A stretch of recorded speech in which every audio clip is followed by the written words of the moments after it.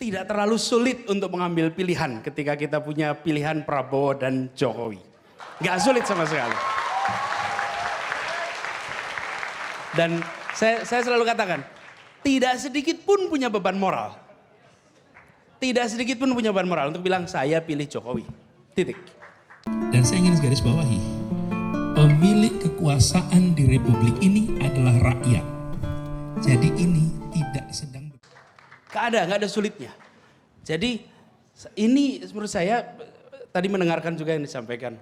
Kita turun tangan sama-sama. Dan kemarin kita selalu bilang, syukuri perkembangan, perbaiki kekurangan, dan siap turun tangan. Kebanyakan dari kita ada masalah, kita semua ini, termasuk saya, mendiskusikannya, mengharapkan ada perubahan, dan sambil berasumsi ada orang lain yang berbuat. Ada orang lain yang berbuat. Kalau nggak ada orang lain yang berbuat, kita terus memproduksi keluhan. Itu namanya urun angan.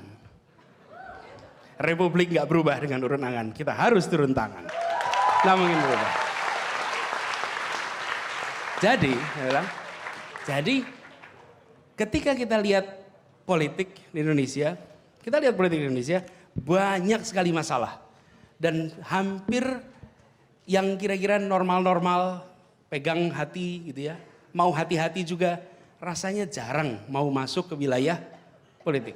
Di kampus ya Mas Bimar, di kampus ini sama seperti Nucha tadi cerita. Saya tanya mahasiswa, nanti selesai kuliah mau kemana? Rencananya bisnis Pak. Nggak berminat ke politik, wajahnya itu berubah. Melihat rektornya kayak you are so wrong. Jadi kok bisa rektornya tanya kok nggak ke politik gitu. Terus saya bilang, kenapa bisnis? Kenapa nggak mau politik? Politik itu kotor Pak. Jadi saya jawab balik, kalau bisnis bersih ya.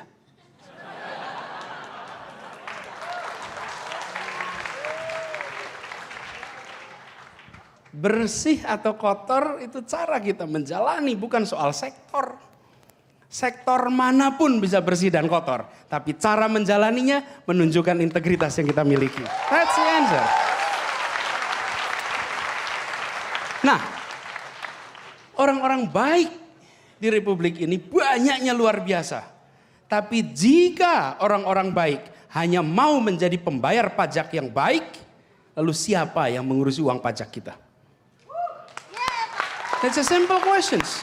Siapa? Semua yang berada di ruang ini. Jika Anda tadi siang kerja, maka Anda bayar pajak rutin. Dan pajaknya impresif jumlahnya. Makin hari porsi pajak kita dalam APBN luar biasa besar. Pertanyaannya siapa yang memanage itu jika orang baik hanya mau menjadi pembayar pajak yang baik? Nah sayangnya iklan-iklan di mana-mana adalah jadilah warga negara yang baik dengan jadi pembayar pajak yang baik. Tidak ada iklan yang bilang jadilah pengelola pajak yang baik. Nah kita semua harus mulai memikirkan ulang ini. Sebagian dari kita harus ambil putusan. Bukan saja menjadi pembayar pajak. Tapi pengelola uang pajak kita semua. Harus. Karena kalau kita tidak, nah orang-orang yang baik-baik ini, ketika mereka memilih masuk politik, biasanya menghadapi masalah. Misalnya nih, dosen baik-baik, mengajar baik-baik, berintegritas misalnya nih. Terus namanya muncul caleg. Sekampus mendiskusikan, sakit apa dia itu sampai mau jadi caleg? Ada apa yang terjadi sampai mau jadi caleg? Ini mindset kita.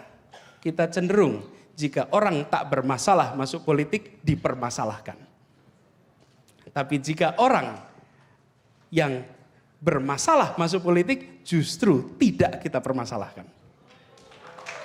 Itu yang kita masalahkan. Jadi kalau ada orang yang bermasalah masuk politik ya sudah harusnya gitu kan. Karena kita diemin. Tapi kalau ada orang yang tak bermasalah justru kita tahan. That will never change our politics. That could never change.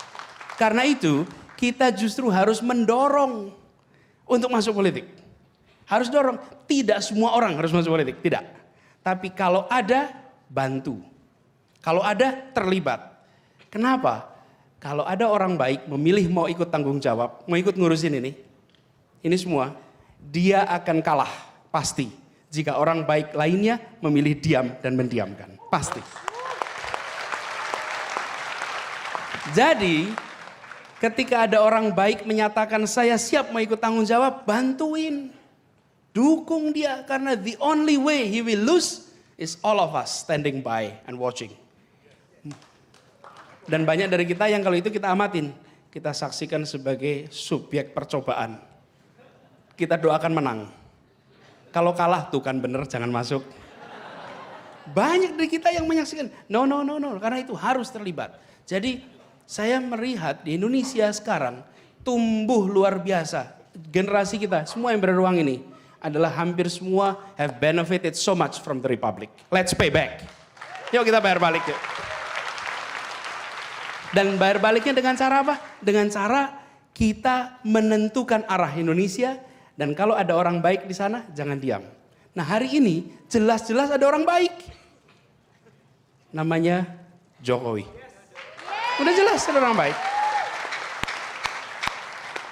Saya dari dulu, kebetulan saya kenal Pak Jokowi panjang. Saya kenal Pak Jokowi ketika beliau masih wali kota periode pertama. Dan ketika bertemu pertama kali, I wasn't really sure that he was a mayor. Ya, Pak Jokowi mungkin gak ingat. Pernikahan keluarga, kebetulan keluarga saya di Solo, dan Pak Wali Kotanya datang, jadi diberitahu, Anies tolong sambut Pak Wali Kota datang. Jadi ke depan kan, mana wali kotanya ini gitu. I could not find the wali kota gitu. Sampai kemudian ketemulah Pak Jokowi, jadi ngobrol, diskusi. Jika selama ini kita menyaksikan kemunculan calon yang mengatasnamakan rakyat, maka kali ini muncul seorang calon yang benar-benar dari rakyat Indonesia. Truly. Biasanya kan bilang saya atas nama rakyat, bukan? Ini betul-betul. Jadi kalau Pak Jokowi berdiri dimanapun saja, mereka lihat ya he is one of us. Jadi ketika dibilang Jokowi adalah kita, it is so true. Saya lihat itu sendiri ketika kenal pertama kali Pak Jokowi dulu. Sesudah itu banyak interaksi. This guy is very interesting. Dia merupakan satu antitesa atas apa yang terjadi selama ini. Dia menawarkan kebaruan. Saya dari dulu ketika ngobrol di turun tangan juga bilang, kita yang harus tawarkan bukan kemudahan. Karena bukan urusan umur ini. Tua muda itu bukan masalah hitungan tahun. Hitungan tahunnya boleh tinggi. Kalau yang dipikirkannya tetap masa depan, maka dia sebenarnya masih muda. Nah ini Mas Wimar nih di sini nih. Kalau hitungan tahun sama Mbak Wina ini kira-kira ya beda 2-3 tahun lah gitu ya kira-kira. Tapi selama yang dipikirkan masa depan, maka he's still young. Sebaliknya, kalau ada orang yang usianya amat hitungan tahunnya kecil, tapi yang diceritakan, yang dibicarakan masa lalu, he's so old. Sebenarnya sudah sangat tua orang itu. Nah, yang kita butuhkan kebaruan. Jadi ketika selesai kita gerakan turun tangan, apa yang terjadi? Saya ingat bersama teman-teman. Di awal banyak sekali kritik. Why? Because of political process. Saya katakan jalani ini dengan cara yang benar. Bersama orang-orang yang baik. Masuk dengan kepala tegak, keluar dengan kepala tegak. If you do it the right way, bisa dijalani itu dengan benar. Nah, di ujung kita selesai. Begitu kita selesai, proses konvensi, the next-nya adalah sekarang kita punya pilihan di depan kita. Ada Pak Prabowo, ada Pak Jokowi. Ditunggu sampai tanggal 9 Juli tidak nambah calonnya. Oke? Begitu sudah jelas keputusannya dua, decide early. Kenapa? Karena ini bukan oportunistik. Kalau oportunistik nunggu hasil survei. Ada tuh yang nunggu hasil survei baru memutuskan. Ada. Iya. Sometimes it feeling blue juga gitu kan. Jadi, tapi ada. Nah buat saya bukan itu. Saya melihatnya adalah begitu jelas seperti ini, maka saya lihat sederhana. Saya sempat sampaikan dalam diskusi kemarin di Metro. Apa tantangan Indonesia? Kita sudah 15 tahun reformasi lebih, 15 tahun lebih reform. Sesudah 15 tahun ini terlalu banyak hal-hal yang mandek. Kita perlu orang yang bisa melakukan terobosan, membongkar yang sekarang berbelit-belit, melakukan tindakan-tindakan yang outside the box. Dan itu hanya bisa dilakukan jika dia bukan bagian dari masalah.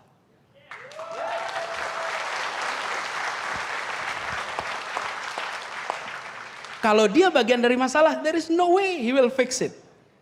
Kita sudah melihat selama berapa tahun ini. Jika bagian dari masalah nggak mungkin. Karena itu jangan cari orang yang bagian dari masalah. Nah, di sini maka terlihat Pak Jokowi is a clear choice. Dia datang membawa kebaruan. Ada muncul pertanyaan, wakilnya orang lama. Pak JK, ya usia 72 tahun. 72 tahun is rather old.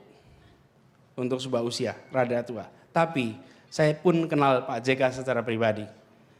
Teman-teman semua kalau dihitung stamina,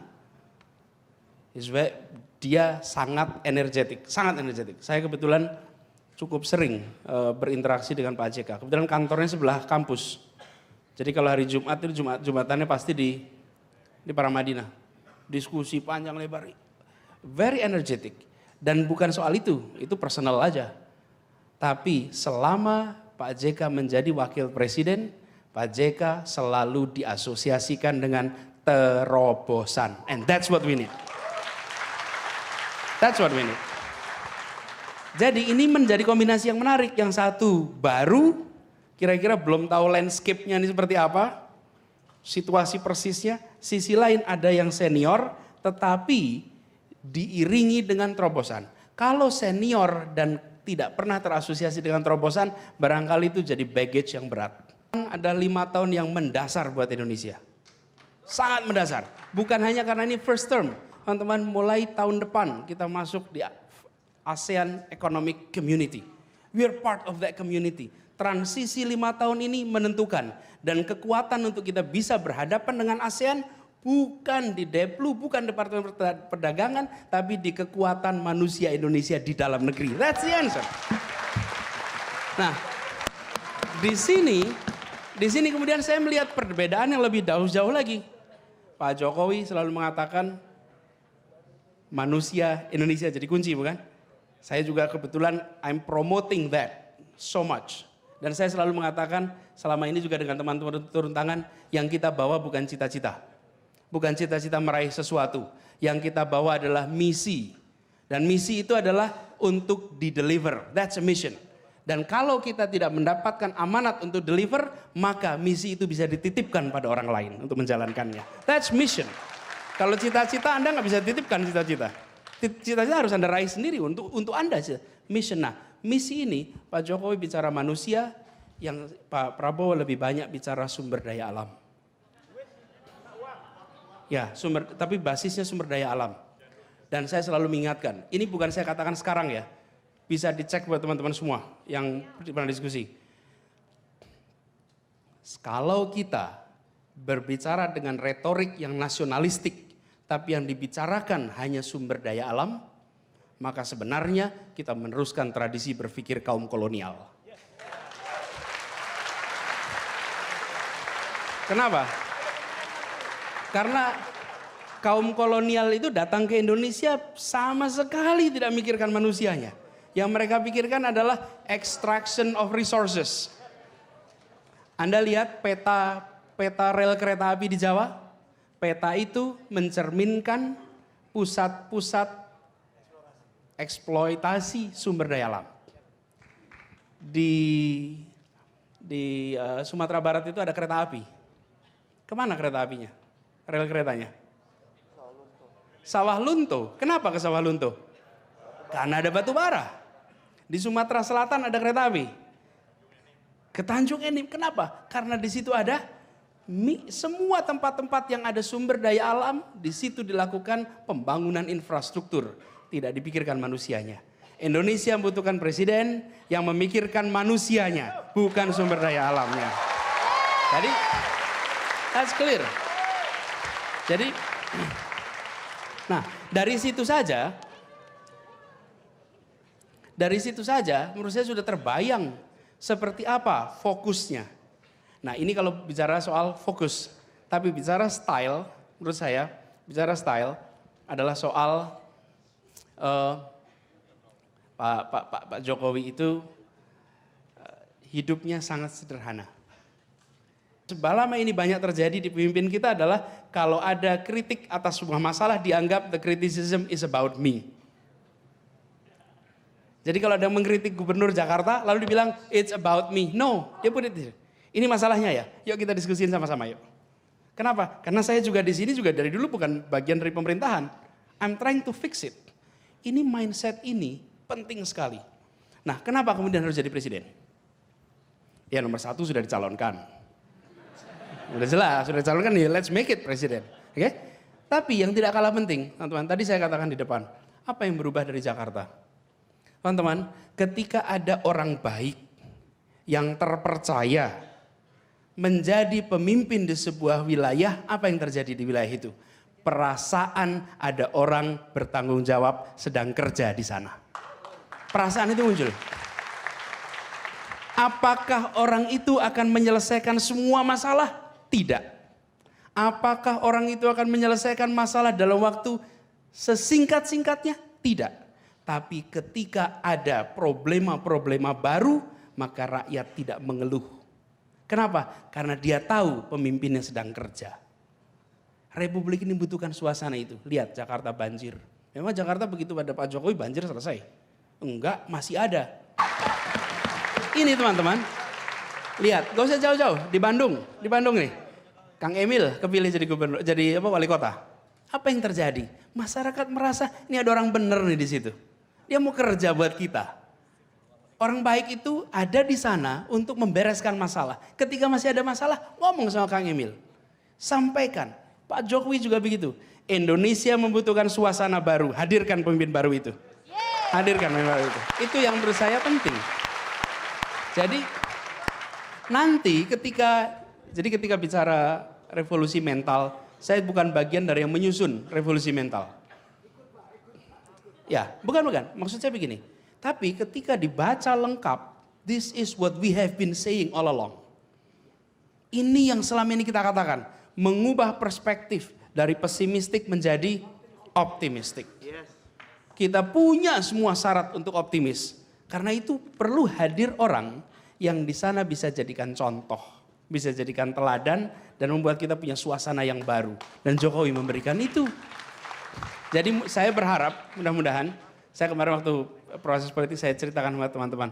Dulu waktu saya kecil, duduk ngobrol, ini dibikinin video sama Edward sama Panji, mie tek-tek gitu. Mie tek-tek. Jadi saya itu cerita, waktu masih kecil, saya sering duduk, orang tua saya memberikan buku-buku biografi bercerita tentang tokoh-tokoh Indonesia. Yang diberikan namanya siapa? Syahrir, Hatta, Natsir, Soekarno, dan lain-lain. Setelah dibaca gitu, kemudian hari saya pikir-pikir, mereka tuh apa sih profesinya? Coba kalau ditanya hari ini, profesi mereka apa coba? Politisi. Tapi orang tua menjadikan mereka teladan di rumah-rumahnya. Hari ini coba, lihat TV, debat, ada nggak orang tua yang bilang, nak, tiru ya mereka ya? Ada nggak sekarang? It's a problem. Karena itu, hadirkan yang terbaik, hadirkan orang bersih di puncak, biarkan dia menular, memunculkan ribuan, ratusan, jutaan orang Indonesia. Itu.